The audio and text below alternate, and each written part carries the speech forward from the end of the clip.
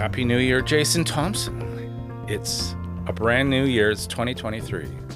Yeah, it's going to be an interesting run, isn't it? It is. Now, we're recording this in December. Yes. Just for full transparency. Full transparency. So if there is a natural disaster between December 19th and now, we don't know about it. We don't know about it. Is that what we're calling the Leafs, the natural disaster? We're assuming Santa came through for everybody, though, but we don't really know that. But it is a new year, Jason. Yeah. Thanks for coming, man. Thanks for having me out. It's nice to be in Oakville again. So it's a new year. Do we have reason to be optimistic, just in general? You're very positive online, and which is funny for a nihilist, right? Well, do we have? You're not a nihilist. You're so positive online. I can feel the vibes coming through the screen. So when I'm like surfing, when I'm stalking you online, well, do we have reason to be? It is a brand new year. Do we have reason to be? Everybody always has a reason to be positive. You know, I have a friend, Deb Kirby, who was she was the vice president of Winford and Mariposa back in the day. She ran work with Right to Play. And I asked her once, like, is the world getting better? And she said to me, it is objectively getting better. Right. Yes, there's lots and lots of horrible things that are going on, but by and large, we live better lives than we do. I can't remember the name of the Dutch kind of TED Talk speaker. He passed away a couple of years ago, but he said, look, the world's getting better. So do we have a reason to be optimistic? Yeah.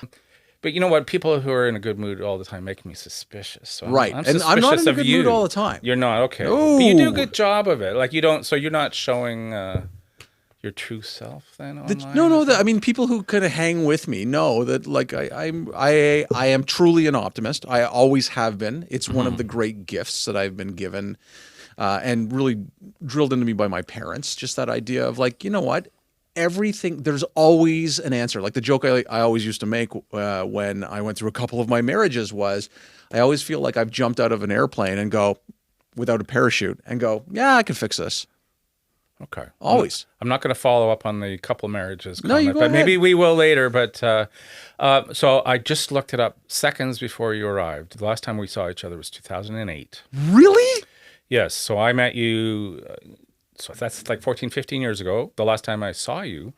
So you were a creative director, a writer, a speechwriter, you still are, pitching new business. You dabbled in photography, kind of a creative jack of all trades, right? You can interrupt me anytime you want. Yeah, no, that's it. Some people will call me the Swiss Army knife of communications. So when you're a creative director in the corporate world, you're really a business strategist. Yeah. Would you agree with that? So and in fact, you can be different types of creative directors in this game, right? You can be truly like that traditional corporate theater. I model myself after that strategy side of the game. Okay, and you seem to really enjoy that. I really do.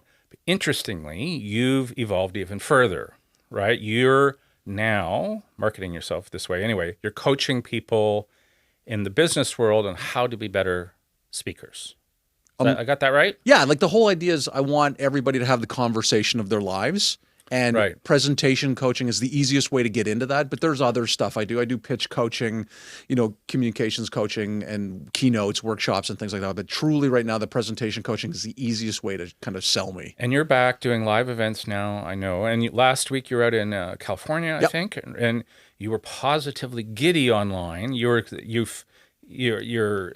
went, I finally found my purpose, right? With Speak Up, Speak Out, you help public speakers speak.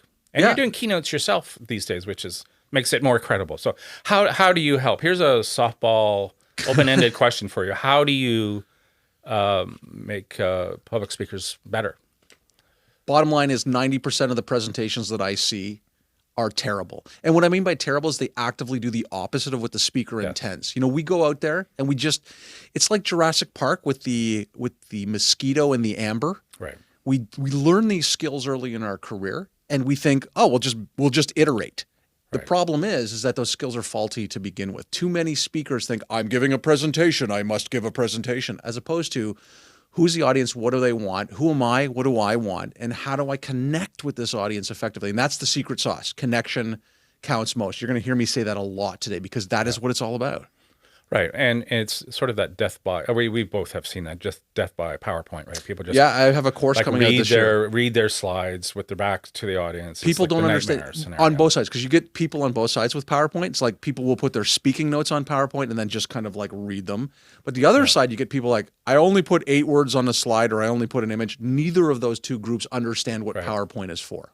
Right. One of the best presentations I ever saw, it's sort of that Steve Jobs idea where it was just a black screen behind the guy, but he had a single word in white. So he wasn't a slave to the slides, but it was just maybe one word that reminded him of what he's supposed to be talking about, but also us as well was behind him but it also forced you to look at him. Yeah. And he was you. good, but he was just a good speaker too. They're buying you and not your slides. However, what I will say is, because you'll hear a lot of people say, PowerPoint is a brilliant tool. Yeah. If you remember this one rule, it's the GPS to your presentation. Audiences disengage at a rate of 100% for every 15-minute block, and it's getting worse as a result of virtual. And so what you have to do is you have to really make sure that people can dial back in. So your PowerPoint's a great way to do that. It can also demonstrate emotional connect. One of the big lies, I think, for people is they'll tell you in communications you can never tell somebody how to feel. Lie, lie, lie, lie, lie. Ever watch a commercial before with like sad piano music? Yeah. That's telling you to be sad. Of course. Yeah. You should tell people how to feel when it comes to the connection you're driving. Right. It's part of the toolkit of really the filmmaker, is. right? So music's very important. So here's a recommendation for you that was written on your website, I believe. This is about you. Quote, energetic, insightful, spend any time with Jason and you walk away buzzing with new ideas and approaches that help you present better, teach better, win pitches, anything you need to communicate. It amazes me how Jason can look at any content and make it interesting, relevant, and effective for an audience. What he teaches my team and our clients is unique and invaluable. And that's from Eugenia Lista. Yeah. Your client. So did you write that for her?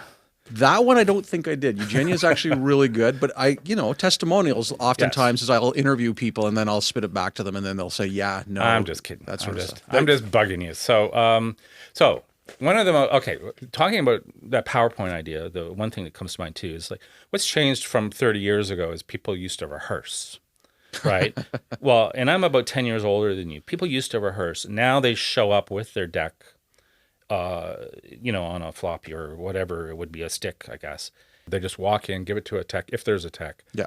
So things go wrong all the time. And that must drive you crazy. It does. Right? In fact, I have a thing called the sugar stack, which is the 5-step process that I use for presentations. And number 5 is strategic rehearsal. We don't rehearse enough.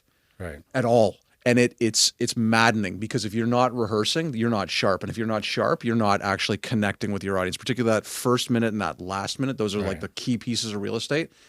You have to rehearse 10 times minimum. And again, not linearly to go out. I do my program, Speak Out, Get Results on presentations 60 times a year. That keynote version of it, the workshop, about 60. the same. 60.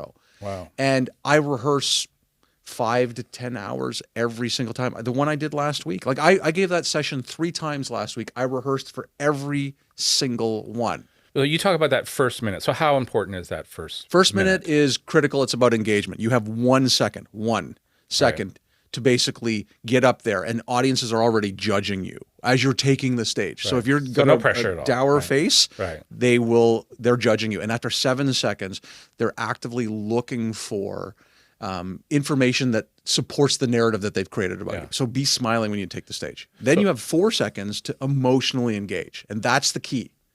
So for me, as a video guy, the internet changed everything because you can't have this lush, long introduction because people are going to hit the fast forward button or stop or if they're on the internet, they'll just go to another video immediately. You have to grab them immediately. Yeah. So it changes all your content. But how do people always begin their presentations when they get on stage? They Hi, always how are begin you? the exact same way. It's great to be here. Yeah, so it's just lately. It's great not to So it's be a waste of time, right? Like well, I they call it waste throat some clearing. time. It's, Pardon me? it's throat clearing is Right. what it is. Right. You have to, like my favorite little webinar that I've given is on first minute, and it begins like this: "Good morning." Right. Picture of BTS, the Korean boy band, comes Right. up, and I say, "My job today is to turn you into a Korean boy band." That's the first 2 lines of the presentation. Right. Because That's how long I have to So they're- create curiosity in you. So they're hooked right away. They go, what? What's he Yeah, saying? yeah. What's he And then- talking about? Yeah. Right? I've got you then. Yeah. I've got you because, and this is the big thing.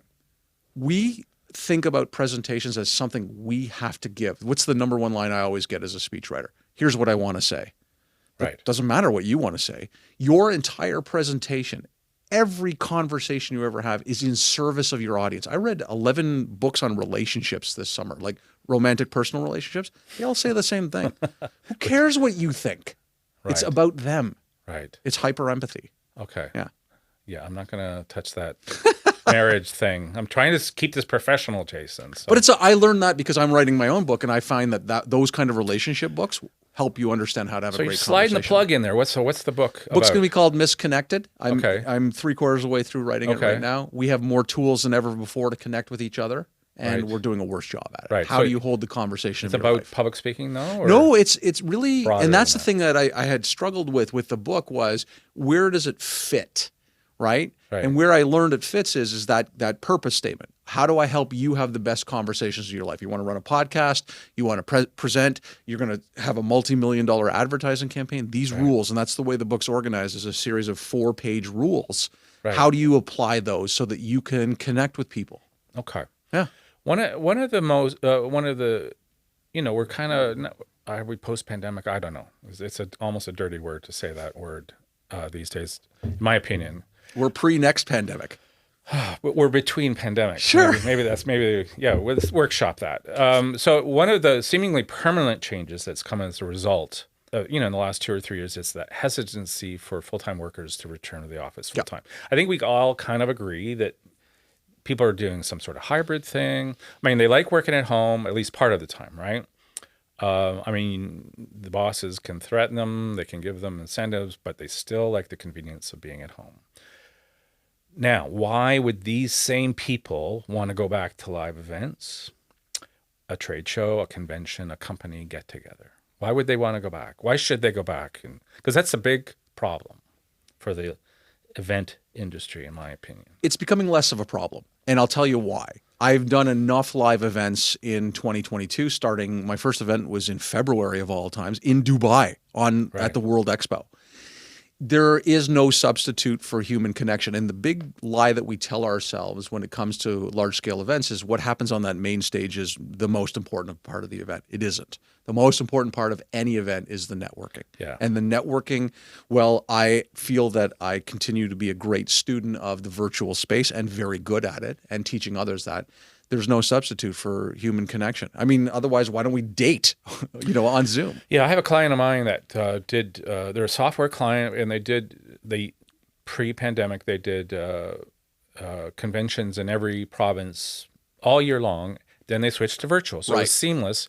They haven't really gone back, but the people that went to those conferences tended to be people that were, behind their computers all day. They actually looked forward to the live interaction because they're not used to networking, and they could look to maybe find their next employer and I think they're slow returning to that original model. We're not going to return, and we shouldn't. One of the big lies about, again, I love using this word lies because we have been lied to so often when it comes to our connections is this is a meeting. This is an event. Not everything needs to be a live event. Virtual should continue to have its space. I've seen a couple of organizations that are getting really smart about their strategy on this. And what they're doing is they say, okay, we're going to have the low grade stuff more frequently, and we're going to do that virtually. Shorter sessions, smarter sessions, far more targeted. And then we're going to have, instead of having 4 live meetings a year, we're going to have 2 or 1. But man, it's going to be really, really great. So to find that balance, because in truth, that's the joke I like to make about the pandemic is everybody started to live the life I've been living for 30 years. Right.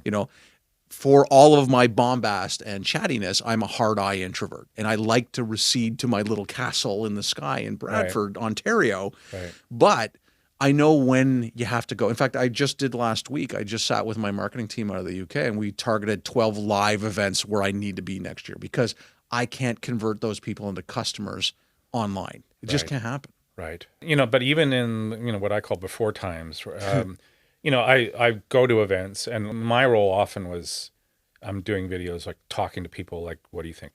And why should people come to your, blah, blah, blah. So you're really doing like live focus grouping kind of thing. But I certainly have heard workers in the past just mutter to me under their breath is like, this whole event is like a waste of time. So people really need to, if you're doing an event, you've got to step up your game and make everything really relevant to people, right? Yeah. What's that book by Priya Parker, the one that she wrote about 4 years ago about, it's called The Art of Gathering, right? And the first 2/3 of the book are, what's the purpose of this event in the first place? I mean, how many times do we see that? This was an email. Yeah. Most events that I see are an absolute waste of time. And honestly, would put myself out of business. I like the Amazon model, like for like small meetings, when you've got your team together, where someone gets up and they present. Instead, what you should be doing is what they do, which is they give them a 3-page dossier that follows a template. You have 10 minutes to read it. And then we're going to spend 50 minutes discussing it. Right. That more discussion. That's why I like something like like brain dating at C2 Montreal. Right. When I go to C2 Montreal, where I have moderated sessions in the past for Cirque du Soleil and for Aurora Cannabis, things like that, I spend all my time brain dating because it's that connection that becomes so critical, and it's organic. And I can't get that. I can't find you. You're a needle in a haystack by just kind of like scrolling through on Zoom.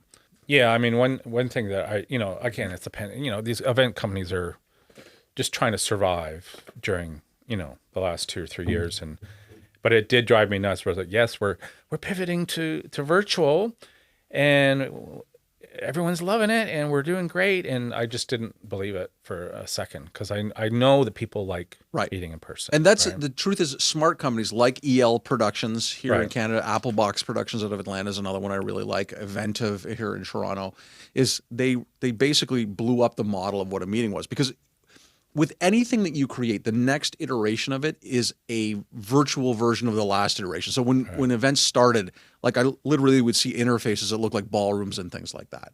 Right. That's that skeuomorphic move. Like think about when you got your phone the first time, like the first iPhones, the 3G and the 3GS and stuff like that.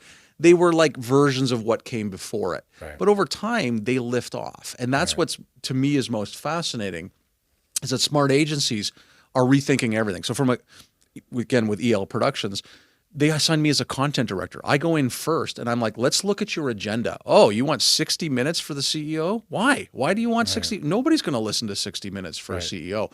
And so it becomes the opportunity to recast that. And smart agencies did a really, really good job at that. Yeah. Yeah. Yeah, I do admire your hustle. I as I told you via email, it's fear. It's fear, right? Like the hustle comes from fear.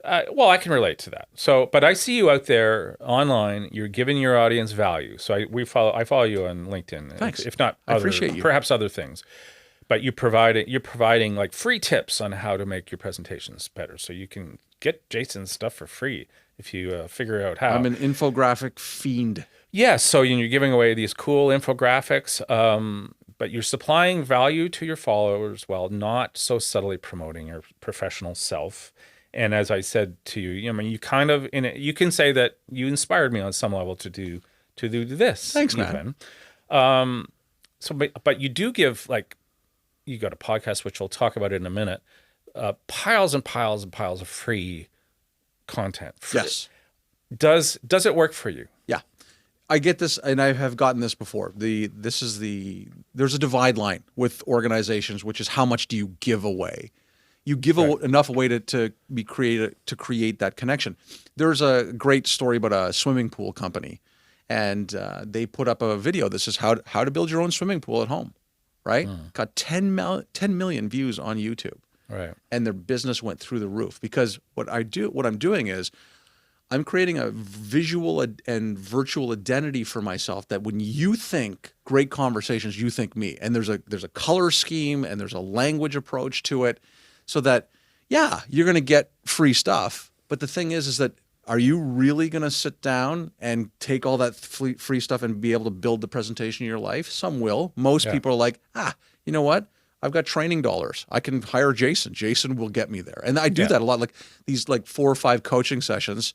First session is a little keynote, and then 3 sessions where we work through structure, and then we work through engagement, and then we work through, but all of that means that there are infographics and pieces left behind. So you'll know me immediately, and that's what I want. So recently, one of my daughters and my wife kind of staged an intervention with me, and they're yelling at me and like, "Why don't you charge for this?" And I go, "Well, okay, money's not everything, and what they don't see is like I am generating a fair bit of goodwill. So like people that don't necessarily have a platform and maybe have a type of interview that they haven't kind of done before, and it's kind of out there, and it's kind of, it kind of works for me, but I'm not, making money doing this. Maybe somebody could sponsor me or something. But here's your strategy. It's the same strategy I have for our radio show. My radio show is not about getting listeners. Yeah. It's about getting guests. And the guests are generally people I want to talk to, because if you can say to them, hey, I want you to come, not on my podcast, but on my radio show that has terrestrial radio, they're interested. And now I've started that connection process with you. And I've noticed that you've had some clients on the podcast. Absolutely. And I've interviewed people that are potential clients as well, I suppose. That's the strategy. That's a reason that the radio show exists. But in preparation for our conversation today, I did listen back to some of your podcasts, and it was clearly born of the pandemic. Would you say that, or the first one's posted April 4th, 2021. Right. And even now, it seems listening. I went to the beginning. It's kind of a blast from the past already. I mean, it's not that long ago, but things have changed, right? So. Show titles like How to Improve Your Zoom Meetings, and How to Organize a Freedom Rally in Ottawa. It's like charming in retrospect. Okay, that was a great one. That was our highest show. But charming in retrospect, But I mean, have you seen? There's video memes online, like this is me on Zoom and 2020 versus 2021 versus 2022, and they get. First they're all bright-eyed and bushy-tailed, and then they're a little more hard-beaten and beaten down by the end, and they're actually quite funny. But have you seen those? Yeah, I have. I have. And listen, I had a video published within 10 days of lockdown. Right. What happens? I got locked down. I thought my career was over. We all thought our careers were over. And the first thing I did was get to work. I built a studio in 5 days. Right. I had a video on how to look great online. I published an ebook within a month. I had tons of stuff going on. The radio show, though, was actually already in the works. Okay. Because I had been I was on Saga 960. I had a show called Parents Canada Talk Radio. I was a co-host. Right. And it wrapped literally just before the pandemic. And they had asked me, the station said, we really like you, which was, meant a lot for a kid who got a D in his presentation class in first year. You want to do anything else? And so, I had approached Jen Glynn, who was then was the president of Site Global, industry organization, 4,000 people around the world, and said, let's do this together. So we had already been prepping, right? And then lockdown happened, and we figured out how to do this virtually. Our first episode was actually in person. I went out to Port Hope in April of 2020. What year is this now? Yeah, it's 2023 when you're watching this. So so you're committed to 46. That's the one thing I don't envy you. You got 46 to 48 minutes every episode. Yeah, 46 minutes an episode. But you do have a co-host, so that was a smart thing, because then you could play off each other. Nobody wants to listen to me for 60 minutes. Well, but it's a lot of time to fill, right? Yeah. So I mean, that some of your online stuff say, if you don't, as you say, the CEO shouldn't be talking for an hour if he doesn't she doesn't have an hour of content. So, but you've got to come up. You're committed because it's terrestrial radio.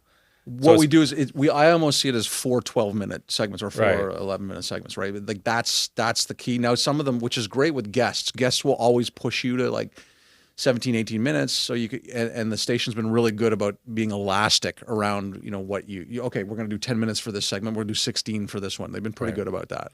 So fast forward a bit. I listened to your podcast with Ron Tite. Now, I met him about 10 years ago. He probably wouldn't remember me. It was on a gig. Now, when you're talking to him, you felt like you were maybe hitting the wall in terms of the number of people you were reaching. This is like a year ago, at least, probably, right? Now, you did mention one post you made where you discussed your personal feelings turning 50. Yeah. And that became the most read and most reacted to post of that particular year. And that taught you something. What did it teach you? A couple of years ago, I had keynote speaker by the name of Mike Lipkin, who's a famous South African energy ball. And he actually called me out. He saw me as a host, and he said, you got 3 strengths as a presenter.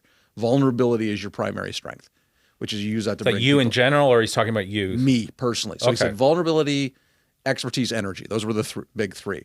And what I've learned is that vulnerability works really, really well in the LinkedIn universe. Is that the more human you can show yourself as, the better. And you can see a lot of people are picking that up. Yep. Here's the deal, though. It actually is who I am. It's not it's not a character. If you meet me within 10 minutes, I'll tell you I've been married twice. Like, I have no scruples on that. I have to say, but your podcast, which is a radio show, was very slick right from the very beginning. Wow, so you knew what you were doing. So, but I got the sense that the way I took that thing with Raw and Tight is, I should maybe evolve my content to, as you said, maybe I need to be more personal and authentic, be vulnerable. Not just the veneer and the gloss is the quote. And thanks for remembering that. First of all, that means an awful lot that somebody would take that type of dive into my own content, because I don't know that I listen to myself half the time. I talk a lot. I listen harder. I talk a lot. But people do like hearing about the struggle, right? Yes, like the struggle, and it really makes you more relatable. My actual, and I get these reports from my team in the UK. They sent me SEO 2 weeks ago and said, you need to start talking about your mistakes more, because that's selling right now. Now, okay, I get that, but it's not a leap for me, because I have no problem talking about the way that, if you listen to the radio show enough, you'll see that in the last year, as I've gone through some stuff in my personal life, right? Everything from, like, I was diagnosed with high blood pressure. I dropped 25 pounds. I ended a relationship that had been going on for a long time. I use it as almost personal talk therapy in a way. And I don't have a problem with that. Right. It brings people closer to me. No, absolutely. I agree. I do agree. I was going to say my goal today is to, like, break through that veneer of with Jason Thomson. And you'll find pretty quickly it's not hard. I wrote here, I won't be satisfied until I leave you in a pool of tears. But I cry a lot. I don't think I'll be able to do it. Oh, you're like what's the guy in the States? Boehner. Remember John Boehner? John Boehner, the former. No, you don't know that guy? Speaker of the House, right? He used to cry. Yeah, on a dime. Boehner, now that guy had a voice for radio. Holy smokes, Boehner, right? So he was in the news last week because he came out. He's Republican, and Nancy Pelosi is resigning as the leader, the speaker.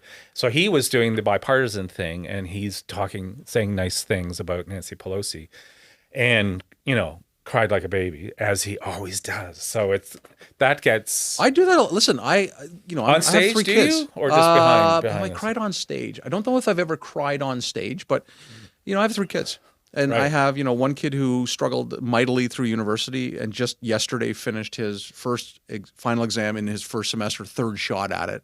Right. A lot of humanity with that. I have a 17-year-old who's, and I would say I would identify, like, if you're going to give me a label, as an empath. Right, I'll find the person who's in the deepest pain in the room, and I'll go directly at them, and try and unpack that pain. And very human, very personal. Like, those people get the time to know me. And then I have a kid who is transitioning, right, from female to male, and so you have to have that. One strength. You have some stories to tell. Yeah, boy. But the big thing, I think, and the Parents Canada taught me that, is how to be a better human being. Right. And again, you see me chatty. I'm listening really hard. I'm watching you. I'm watching your body language to connect with you. So, there was a guy out here, and it doesn't even matter who his name was, like 10 years ago, and he just decided, I'm going to be a keynote speaker only. Do you foresee that maybe in your future? Maybe just forget about the coaching part, which you earn money for, presumably, and just be a keynote guy? Because you can do well, just filling in that, these companies have events in the Caribbean, and they have to write off part of part of it by having some actual education, business content. So they'll bring in these wacky keynote speakers on various topics. But you can make a good living do that. You get on a list. Presumably, perhaps you're already on a list like that. So the goal, it's interesting. You're tapping into the business strategy that I'm going through right now, because I avoided being a traditional keynote speaker. I have the skills, I have the energy, and I have some messages. that for a long time. And I remember Martin Perlmutter at Speaker Spotlight said to me, we thought of you as more of a workshop guy because my challenge with keynotes is they're like candy, right? You eat a piece of candy, you get a sugar rush, right? And then 20 minutes, you get a sugar crash and you just feel fat. That's the little analogy I like to make. Okay. So what I always felt was I wanted to leave good value. And you've seen that. You've seen that really well. So you're committed to leaving something behind. Right. But what I do also know is if you don't have a good Halo keynote, then you're not going to attract the workshops, the coaching, et cetera. So the answer to your question is the big transition that I'm making is really from the creative direction and copywriting, which I still do, into keynote, workshop, coaching, right? All three, hosting, emceeing and hosting, right? So, and we'll see where that all shakes out. But what I needed was a main tent keynote, which is what Misconnected will be. Okay, the book. Yeah. And some people will hire you for how to give a presentation, speak up, get results as a keynote. I did that last week as a keynote 3 times, right? But often they want to see that more as a workshop, which I also do that as a workshop. Means what? You're more interactive. You're down. You're basically with a lot them. more exercise. Keynotes 60 minutes, and they do some. And I do workshops and you on critique them and things like that. Storytelling. Yeah, last week the one that I did was on a team that was trying to learn how to pitch effectively. So I took them through 5 exercises, and again, I have 80 exercises, and I meet with you. I customize and pull them off the shelf and make it. The line I like to use is MERV, meaningful, interesting, relevant, valuable. It's not about me. It's about you, period. You're asking some outstanding questions today.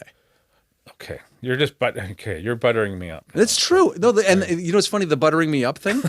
Again, people who meet me also known don't as trust that. Blowing smoke up your butt. So, but people don't trust. There are some people that don't trust that. Like I had a client once for 6 years. He was constantly trying to see what angle are you working. Right. Here's the angle I'm working. The angle my mom taught me. My mom taught me when you if you show up, the first thing I do, and again, anybody in an interactive situation will say this. I'll notice your haircut, your glasses, your earrings, your something. Why? You didn't leave the house with these things for your own edification. Right. You want the world to notice you. I notice you. You're awesome. Okay. You could live here if you want. I need someone to talk to me that way every day. Yeah, me too. I'm still looking. So it's the end of the year. It's the beginning of a new year. It's 2023, believe it. I mean, you've been watching trends in business and communications probably as closely as anyone. What's your big, bold prediction? It's still going to be messy. Right. We do not understand yet the way the matrix works in terms of what's live, what's not, and what should you do. And so companies are still going to try and develop that model. Like there was a model for live events for a long, long time, right? And it shifts, right? You know, the 90s business theater was really big. Hey, it's about superheroes, right? Or it's about the X-Files, right? You use that in a corporate sense. And events, like The Gathering and C2 Montreal and South by Southwest, they really shifted what that could look like. And now you start to inject this virtual space. And now you realize audiences don't want to sit for as long as they were sitting.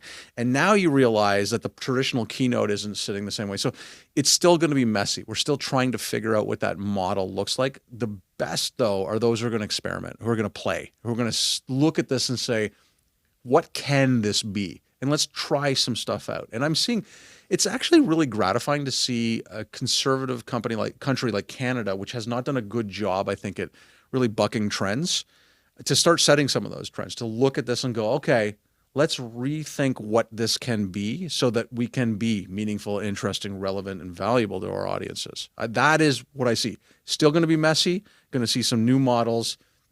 I think the technology is going to settle down a little bit, and you'll see some aggregation, because that's what always happens. A lot of people publish technology, then stuff starts to aggregate, and you start to see some leaders. I don't think you're going to fully see that this year, but you're going to see a better version of that than you did last year. All right. Okay. Well, I'm looking forward to the future now. Are you? Thanks to you. You've pumped me up, so I'm awesome. I've done my job, because that idea of inspiring those around me is part of the game, right? Is I want people to walk away not being inspired. What's the line? The classic line is, there was a woman who dated both the Prime Minister of the UK and like the leader of the opposition. And I really should button down this story because it's a good one. Is that like so? She dates the Prime Minister, and she said he was the most interesting person in the room, right? And then she dated the leader of the opposition, And she said he made me feel like I was the most interesting person in the room. I think for a long time I tried to spend in the first category, and I still lob a lot of cool stuff, but I really want to be in that second category. I want you to walk away feeling I'm inspired not by Jason, but I'm inspired by what Jason unlocked in me. Right. Fair enough. Fair enough.